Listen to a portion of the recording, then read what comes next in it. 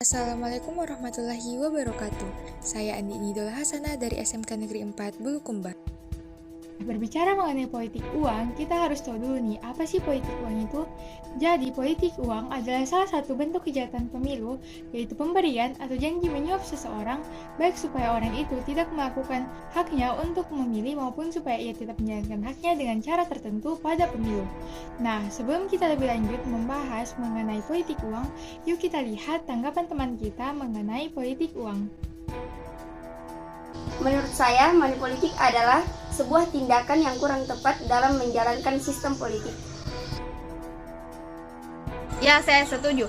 Karena money politik ini dapat berdampak buruk bagi kedua belah pihak. Yang pertama, bagi si pemberi suap. Kemudian, bagi si penerima suap.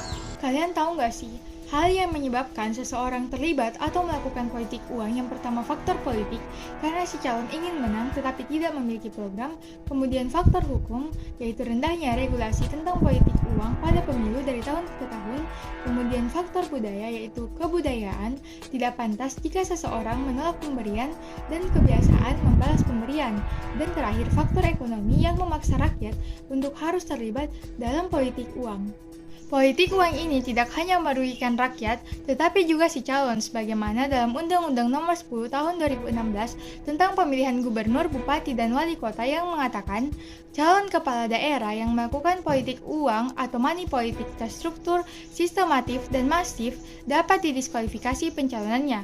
Juga pada pasal 73 ayat 3 Undang-Undang Nomor 3 Tahun 1999 yang mengatakan barang siapa pada waktu diselenggarakannya pemilu menurut undang-undang ini dengan pemberian atau janji menyuap seseorang baik supaya orang itu tidak menjalankan haknya untuk memilih maupun supaya ia tetap menjalankan haknya dengan cara tertentu dipidana dengan hukuman penjara paling lama 3 tahun.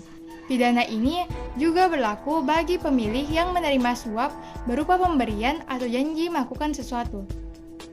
Nah, politik uang ini juga dapat merusak moral demokrasi, karena rakyat memilih pemimpin bukan karena asas kepemimpinannya, bukan karena kinerjanya, bukan karena visi misinya, melainkan karena uang oknum-oknum tersebut. Mari bersama-sama perangi politik uang dengan cara menolak praktik politik yang ditawarkan oleh para tim sukses calon, menjunjung tinggi asas demokrasi sebagai tindakan preventif dalam praktik money politik, dan mensosialisasikan kepada masyarakat mengenai dampak negatif dari politik uang. Bersama, kita pasti bisa perangi politik uang.